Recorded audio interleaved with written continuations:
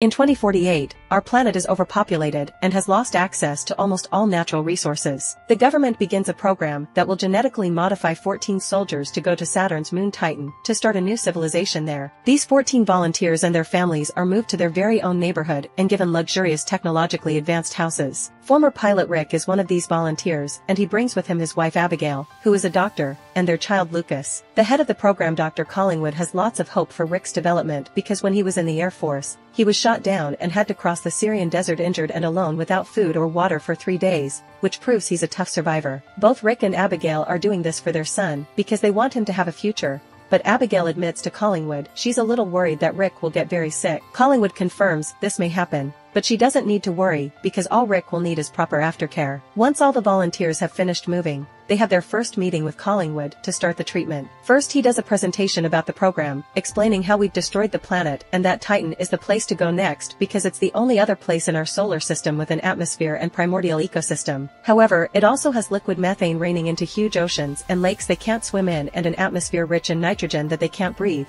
It's simply too cold to live in. This is why instead of terraforming, they've decided to genetically modify humans to adapt to Titan's natural characteristics. One of the volunteers doesn't understand how the bodies won't reject the treatment, and while Collingwood explains the clinical trials were successful, he also admits there's no guarantee everyone will survive. The volunteer continues to question the program, but Rick shuts him up and tells him to leave if he doesn't like it. The volunteers come from all over the world and they were chosen because they all survived extreme circumstances. After the meeting is over, they are given card keys to have full access to the base and taken to the lab for their first shot out of 300 that they'll be getting for the next few weeks. Dr. Freya tries to explain what each shot is for, but Rick only understands half of it. Rick's family starts a new routine from then on, but it's nothing out of the ordinary. Lucas goes to school, Abigail takes care of the house, and when she's allowed to, she sits with Rick through the different treatments. All the volunteers become fast friends, and they start to hang out together outside the base. Being neighbors allows them to throw dinner parties and barbecues all the time. Sometimes the conversations during these parties turn a little dark, like when one of the volunteers admits he's afraid that after the 2 years on Titan they agreed on, they won't be allowed to come back. One day, their barbecue party has extra amounts of drinking because this is the last time the volunteers are allowed to consume alcohol. In the evening, Abigail feels dizzy because of how much she drank, so Rick helps her go upstairs. However, he's the one that ends up falling as he begins to cough a lot, feeling like he can't breathe. Abigail checks on him and notices he's burning with fever and immediately drags him to the bedroom, where she gives him medicine and tucks him in bed, keeping him company for the rest of the night. Sometime later, Collingwood is very pleased with how the volunteers' DNA samples are progressing, meaning it's time for a big test. The group is asked to spend a long time underwater without an oxygen tank, and after the half-hour mark, only Rick and Tally are left, making a little competition out of it. In the end, Tally makes it to 39 minutes, but Rick manages to stay down there. In fact, he's so comfortable that he begins swimming in the pool. This shocks everyone because Rick isn't swimming like a normal human, he's going at a high speed while moving like a dolphin. In the evening, Rick shows off this new move to his son in the garden pool. Afterward, he tucks Lucas in, and the kid surprises him by bringing up his dead grandfather,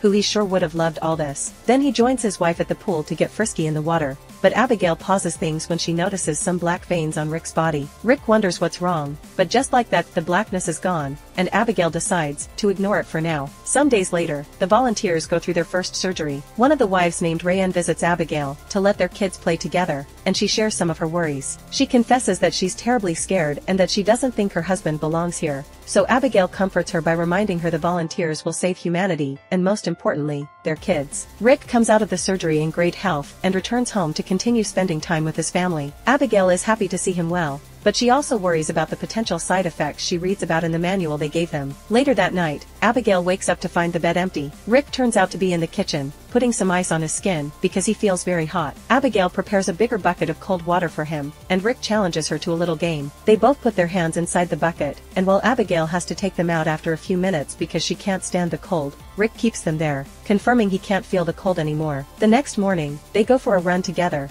and they stop to admire a special spot by the road that has the most beautiful view of the area. Rick laments not being able to save the planet. The different experiments continue, which include running with masks that simulate Titan's atmosphere and swimming for long periods of time in freezing water. Sometimes a volunteer can't take it and must leave for the day, but in the case of Tally, she's stubborn and wants to stay in the water even when she can barely tolerate the cold. To help her, Rick teaches her to meditate underwater. One afternoon after the testing is done, the volunteers are in the showers, and Rick notices he's losing hair. Tally confirms it's happened to her as well. Suddenly they hear screaming and discover one of the women is having a seizure while throwing up blood. The doctors rush to help her, but nothing they can do can save her, and the volunteers meet the first death in the group. Later that day, the volunteers have a meeting to discuss what happened. Some of them are worried about dying too, but the others remind them that they always knew the risk. Although they shouldn't drink, they decide to do it anyway to help them cope. While Rayanne comforts her husband Zane outside, Tally's husband Andrew helps Abigail in the kitchen. He shares the story of how they met and how he fought to get together with Tally until the end. Then Tally joins them to point out that now Andrew is desperate to start a family. When Andrew leaves to put the dishes on the table, Tally confesses Andrew thinks she'll leave for 2 years to get it out of her system and become a good wife, but she wants more than that. Moments later over dinner, Abigail notices all the volunteers have their veins occasionally getting black. Suddenly they hear screaming coming from the garden. Zane is having a breakdown and attacking Rayanne. The other guys immediately rush outside and hold Zane down until he calms down while Abigail takes Rayanne away. The next day, Freya comes to the neighborhood to give the volunteers extra medicine that will stop them from having the same problems that the dead woman and Zane did. Abigail notices some of those doses are pretty high and asks to talk to Collingwood, but he isn't available. Later in the evening, Rick finds himself throwing up with blood included. Abigail tells him to rest while she cleans, and once Rick isn't watching, she takes a sample of his blood. Afterward, when she moves around the house to lock all the doors, she finally notices there are cameras hidden in the house so that the people at the program can watch them 24/7. The next time Rick uses the pool, he begins to notice his skin is peeling off, but he doesn't seem too worried. When they go to bed, Abigail notices the state of Rick's skin and the fact he's losing hair, making her worry worse. The next day, Abigail looks at Rick's blood in a microscope and discovers it's turning black. Sometime later, the volunteers go through the next big procedure, which consists of making their eyes similar to a cat's so they can see in the dark. The surgery goes well, but Rick has to keep his eyes bandaged for a while, and his family has to help him around the house. One night, Abigail hears Rick groaning in pain as his eyes begin to bleed. They take him to the lab for another surgery, and Abigail approaches Collingwood to ask what's going on,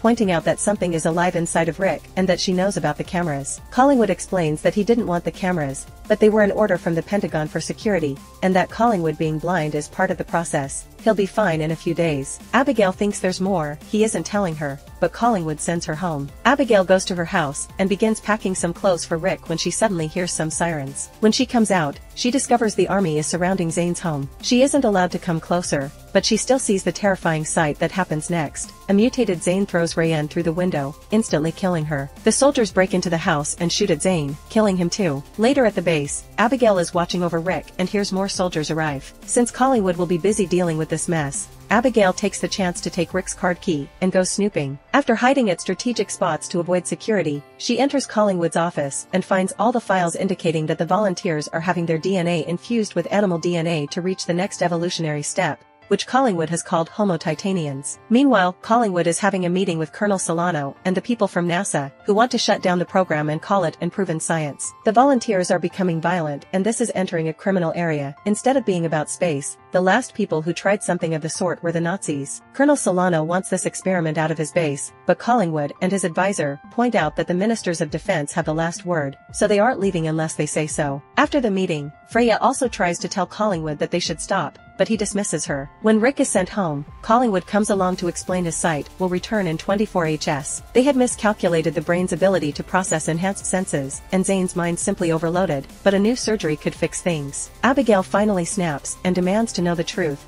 Thus Collingwood finally admits they're injecting animal DNA into the volunteers. He can't guarantee that it'll work, so he understands Abigail's worry, but he also points out they've always known there would be risks. Rick needs to go through this new procedure to survive. Abigail hates hearing this and stays distant for a while. A day later, Rick removes the bandages and confirms his sight is fine. He also shaves his head to avoid having bald spots. When night falls, he discovers he can see every detail in the darkness, and he's so impressed that he calls Collingwood to confirm he'll do the procedure. While the families stay home, all the volunteers are put through surgery, but there are lots of complications, and most of them die. In the end, only Rick and Tally are left alive and healthy. The next day, Andrew, Abigail, and Lucas visit Rick and Tally, and they are shocked to discover they've become some kind of mutated creatures that only communicate through tactile contact and a low frequency that humans can't hear. Rick puts his hand against the glass that separates them, making Abigail cry. and her tears get worse when Collingwood gives her Rick's wedding ring. In a few days, Tally and Rick will be leaving for Titan, but meanwhile they're allowed to stay home. Rick has trouble putting on human clothes, and when Abigail tries to help him, Rick accidentally hits her. He tries to check on her, but now Abigail's so scared of him that she can't help moving away from his touch. Rick spends most of his time in the pool,